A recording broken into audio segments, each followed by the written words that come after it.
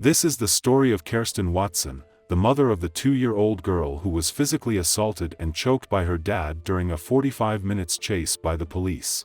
Zevaya Flanagan, aged 2, was hit with and against a blunt object and also choked to death by her father, Deontray Flanagan, aged 25, all while facetiming her mother just to make her feel bad. This all happened because Deontray believed Kairsten was seeing another man and he demanded Kairsten's phone and passcode, which she hesitated to give him but later did, but was too late. Hello and welcome to Twisted Crimes. Subscribe and hit the like button for more stories. This story will be taking us to Houston, Texas. More than 2.3 million people live in Houston. It is the fourth most populous U.S. city behind New York, Los Angeles, and Chicago. Houston is home to more than 10,000 restaurants, offering an array of cuisines from 70 global countries and American regions. Houstonians eat out more often per week, 6.9 times, than any other American city. Kairsten Watson is a young lady who lived her life just like any other person. She took her life serious and had a job at Walmart, which she did diligently. Kairsten would go on to meet a young man named Deontray Flanagan.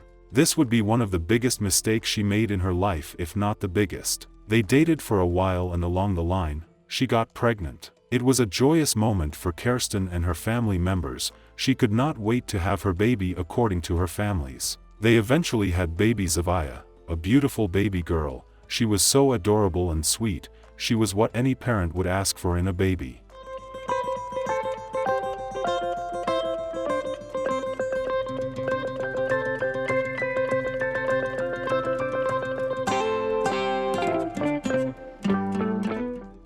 Her mother Kairsten dedicated her life towards giving her a good life. She did all what she could to give her a better life, while the person who was supposed to be a father to the beautiful girl was jealous and uncooperative. Deontray started making her life miserable in every area he could. He was so jealous about every person she talked to, either a co-worker or just an old friend. He would demand her to do certain things or else he will punish the child. There was an instance when things went south between them and she called the police telling them what he had done. The first day he took my child, like I was giving her a bath in the tub. He stormed in and he took her like out the tub. She wasn't even dressed. And he just took her out the house and drove away in a car. Kairsten says in the week leading up to this incident she contacted the police on 3 different occasions about Deontray, but she was told there was nothing they could do. Kairsten would break up and try to go her way, but Deontray would not let that happen. We've been going our separate ways. And I let him be, but he couldn't let me be. He couldn't let me be happy. He couldn't let me move on with my life. He would torment her at every little chance he had, especially by taking Zevaya or doing something to her. On this fateful Monday, March 20, Deontray collected his daughter Zevaya from daycare before showing up at a nearby Walmart where Kairsten worked. He confronted at work and things did not go well. They had an argument about why he was there in the first place. He assaulted her during this argument and things escalated. He was upset with Kairsten because she was reportedly talking to another man. Things quickly took a sour turn when Deontray demanded Kairsten's phone and passcode. He threatened to hurt Zevaya if she didn't give him what he wanted. What he wanted was her phone and her passcode. Once she gave him the cell phone, he hit her multiple times, then fled with Zevaya in a vehicle. A police chase ensued. He just wanted my phone. He's screaming at me, cursing me out, telling me, what's the passcode? Tell me the passcode or she's gonna get it. And I'm telling him the passcode and I'm telling him over and over and over. But at the end of the day, I guess it just wasn't enough. During the 45 minutes police pursuit with Zevaya unbuckled in the car, Zevaya's mother made contact with Deontray on FaceTime. However, Deontray allegedly grew angry after he asked for the cell phone password, but didn't receive it. When Deontray finally got the passcode, he started hitting and choking Zevaya while Kairsten was still on FaceTime and watching the attack on her daughter. She begged him saying, "Please, please, this is your daughter, she loves you," but he would not stop. He said, "This is what you made me do. All you care about is that man." Her face was just covered in blood. He hit her with something really hard. And then he called me on FaceTime and he showed me that he choked her on FaceTime as I was on there. And I said, "Trey, that is your daughter. That is your daughter. Stop. That is your daughter. She loves you.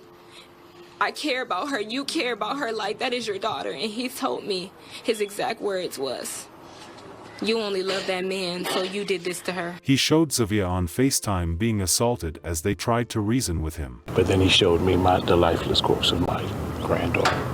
I wouldn't wish that on anyone, and to have to go through that type of anguish and pain. The chase ended after he crashed into other cars and stopped in a field at St. Dunstan's Episcopal Church, sparking a standoff.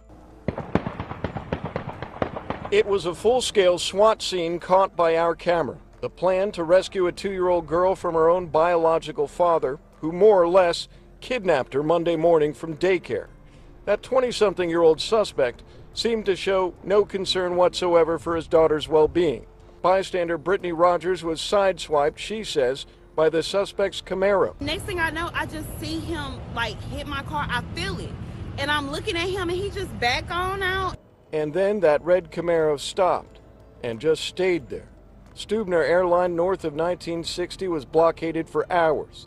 The suspect and his daughter inside the car. Presumably, she was already dying, but he wouldn't come out until SWAT got him out. And he wasn't even injured in all of this, says the sheriff. SWAT officers surrounded the vehicle, and after about 20 minutes, the Harris County Sheriff's Office they moved in. The toddler was rushed from the car by authorities and taken to the hospital, where she was pronounced dead. A tactical team eventually arrested Deontray after a standoff. I want to run through the sequence of events as we know them. I want to emphasize that all of this remains preliminary, as there were a lot of moving parts. A lot happened earlier this morning, and so I want to just be clear that it's still preliminary, and we'll try to update as we go along. What we know is that approximately 10:15 a.m., an adult male went to a private daycare facility, removed his 2-year-old daughter. It's our understanding that he's the biological father.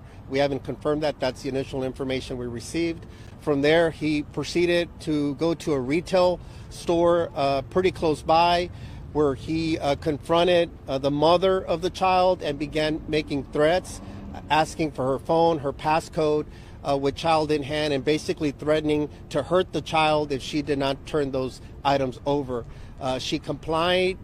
She made an attempt to try to rescue her daughter from his stronghold, but she was unable to do so. At that point, we're told that the adult male struck her possibly a couple times to the face and continued to flee the location from that retail store, again, still with child in tow, and fleeing the location with her phone and his phone as well.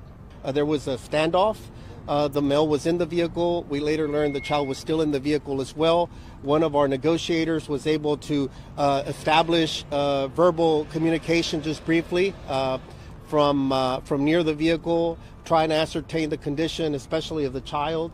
And at that point, during the course of that investigation, they determined that the child was possibly in pretty bad shape. The adult male was taken into custody without injury or without incident, and the child was removed, and immediately EMS began providing life-saving measures. At that point, the child was in very serious critical condition, so CPR was administered almost the entire time until Life Flight arrived and has since taken the toddler, who we're told is 2 years old, 2-year-old black female. And again, she's in very critical condition. I have not received an update since her arrival at the hospital, so our prayers above everything are with the child. According to a police affidavit, Flanagan hit Zevaya with and against a blunt object and choked her. Now, the girl's family says they had concerns about her safety for several days before all of this happened. In fact, last Wednesday, they say Deontray Flanagan picked up little Zevaya and threatened to hurt her then, but they say nothing was done. Now, Flanagan, of course, is now charged with murder. According to court records, he hit little Zevaya with and against a blunt object and choked her as well, we've learned on Monday. The little girl's aunt just at a loss as to what the 2-year-old may have felt in her final moments. She was probably just thinking, why? Like, Dad, what did I do? And she didn't do anything. She didn't do anything but love him and be a joy to the world. And he's just an evil person. The mom said she tried to get the cops to save Zevaya as fast as possible, but they wasted another 20 minutes. I am telling the officers, look at this FaceTime. Move in. Move. Kairsten said. They sat there and said they have to get everyone ready, and they have to put on their shields and all this extra stuff like he wasn't killing her on this FaceTime call. They waited at least 20 minutes to move in. The Harris County Sheriff's Office said they are also conducting an internal investigation to determine if policies and procedures were followed. Also, she felt they should have taken her seriously, as she has called about this same man 3 times, but they told her there was nothing they could do about it. They didn't want to put nothing until she actually passed, and I told them over and over and over that something was wrong. They're gonna at least try to find him or check it out, but no. The police confirmed they had been called in twice after Flanagan was reported, once on March 15th for a terroristic threat, and then again the day before the murder for telephone harassment. During the same year, he was also charged with criminal mischief for driving a car into someone's home. Deontray Flanagan is charged with murder. A judge set his bond at $1 million. Deontray appeared in court for the first time on Wednesday evening, with a judge confirming the murder charges and increasing the bond to $2 million. A judge doubled the bond of a father accused in the death of his child during a police chase. Yeah, prosecutors say murder charges against Deontray Flanagan could be upgraded to capital murder depending on the results of the autopsy on his 2-year-old little girl. Tonight we hear from the child's mother. Jason Miles live from the Harris County Jail with the latest. Jason. Hey there, Lynn. Yeah, the suspect, Deontray Flanagan, is now being held down here on a $2 million bond, increased this morning by a judge from $1 million. The mother of his child believes Flanagan just did not want them to move on without him.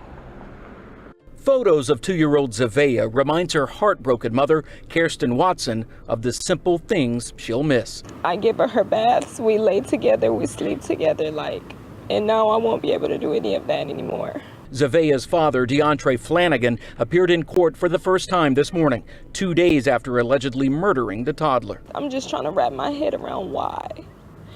How could you do this to your little girl? It happened, prosecutors say, after Flanagan got the girl from daycare, confronted Watson, who works at this Walmart, then snatched her phone.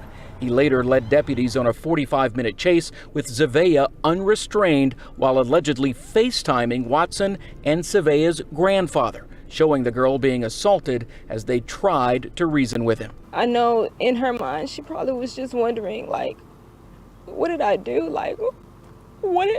What are you doing this to me for? I love you. Why are you hurting me? A tactical team eventually arrested Flanagan after a standoff, and prosecutors say charges may be upgraded to capital murder once his daughter's autopsy is complete. It's my suspicion that Zevaya died due to strangulation, which would not be the result of any sort of blunt force impacts that she sustained in the car driving with the defendant. Zevaya's mother says she was just trying to end things with Flanagan, but is now left without her only child as well. All I was trying to do was provide for my daughter and move on, and I guess he just didn't want that. Didn't want that for us. So. And prosecutors say Flanagan's criminal history includes attacking his own brother, who has special needs. Flanagan's public defender did not comment following today's hearing. Meanwhile, the sheriff's office says it did respond to a call last week regarding allegations that Flanagan was making terroristic threats. However, there was insufficient evidence to file criminal charges at the time. We hope baby Zevaya gets the justice she deserves. Our sincere condolences to the friends and families of Kairsten Watson and Zevaya Flanagan. May Zevaya's memory be a blessing for her family and for all who knew her, and may her life and death be an inspiration and a turning point towards justice and increased protection for domestic abuse survivors. Please stay safe out there, and see you guys in the next video.